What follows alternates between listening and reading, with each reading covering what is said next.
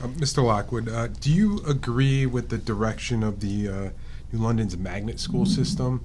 And as a state legislator, would you support or even push for increase in funding for the school system?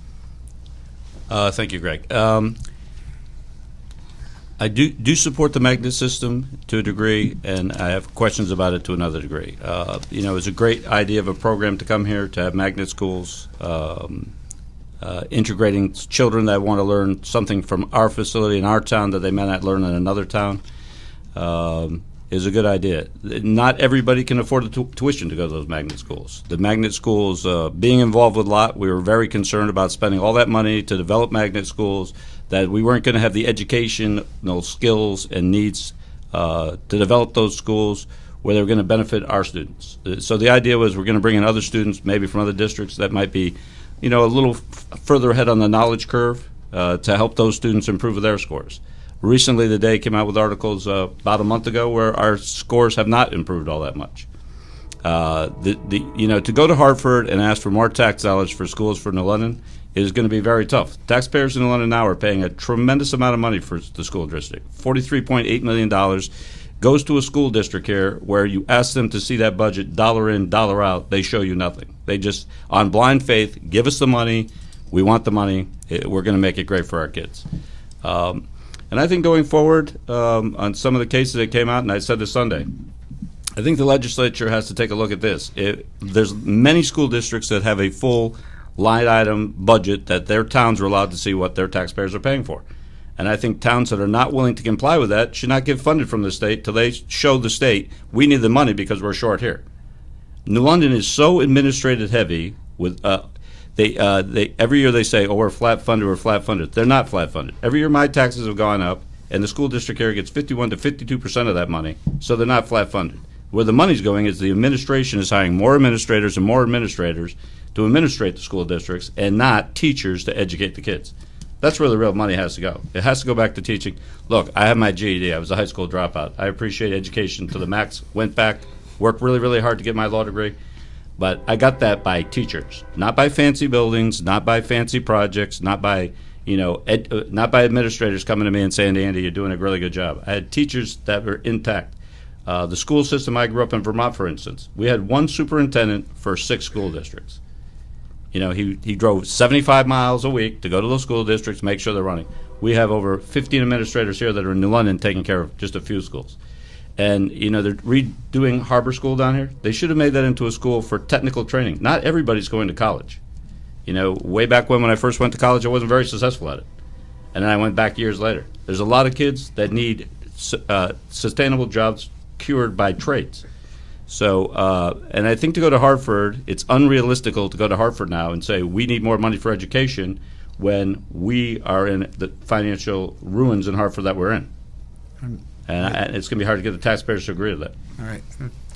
Moving along, on the question of our magnet schools and what you would do as state legislature to support them, and any response to Mr. Lockwood, if you choose. And okay. Ronna Stuller. I worked for Head Start for 12 years, and my home base was at St. James Church in New London, but families participated in the program from the whole region. So about half of my class was New London students, and half were from families that lived in Waterford, East Lyme, Groton. And I bring this up because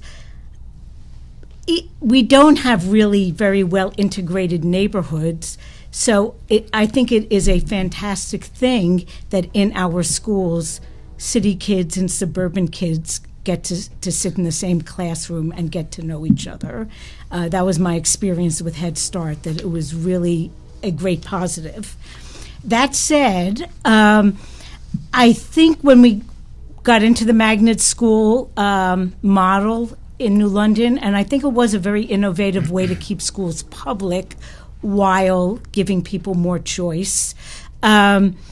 But when I think there were some things, the larger class sizes was something that was not really taken into account. The elementary schools have considerably larger class sizes than many of the surrounding districts, because if you're bringing in 25% of your students from out of district and you're not sending students out from New London to other districts, your capacity is going to grow, and we have seen that that's true, that New London schools student numbers have gone way up, and most of the surrounding towns have lower enrollments.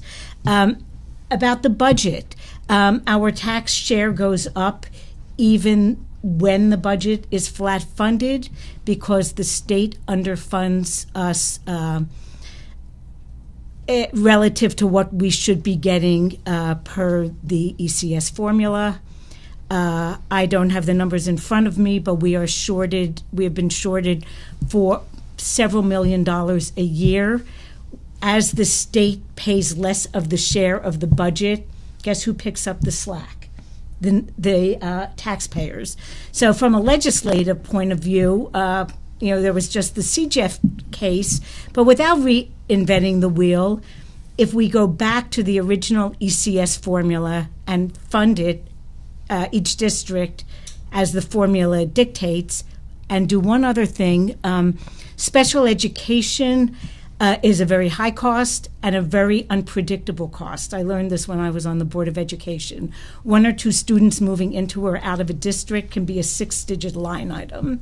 And so I would also, in addition to funding ECS properly, have the state pick up special education costs, which are mandated by the federal government, anything that is above what their typical average student expenditure is, because the special education costs are extremely burdensome to the cities.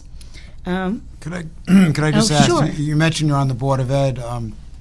Did you find that the school budgets are adequately transparent, and any reaction to Mr. Lockwood's proposal to require the state greater transparency and accountability in connection with funding? Well, I wouldn't agree with the state requiring it because I think that would be a lot of overhead for the state. I did not find the budget really easy to read when I was on the board. I don't know if the status is the same now as it was 5 to 7 years ago. We have a different superintendent. And at the time I was on the board, I looked at the city budget and the Board of Ed budget. And at that time, the Board of Ed budget process seemed to be more cumbersome than the city side. So I think he does have a point, from my point of view, what I saw from 2009 to 11, but I have to admit I don't look at the budgets anymore. All right, thank you. Mr. Soto, going back to the original question, do you agree with the direction of moving the New London schools to an all-magnet district, and what would you be positioned about finding funding for them if elected? So I absolutely support the direction that we're moving. If you ask any real estate agent, they'll tell you that what's going to drive their sales, and in certain locations, it's going to be the school system. That's what their customers are asking about. So I absolutely support the direction. We have examples when we have built magnet schools in our community, like the Science and Tech Magnet High School, like RMMS. You look at Nathan Hale right now, you look at Winthrop School, we have waiting lists from other districts.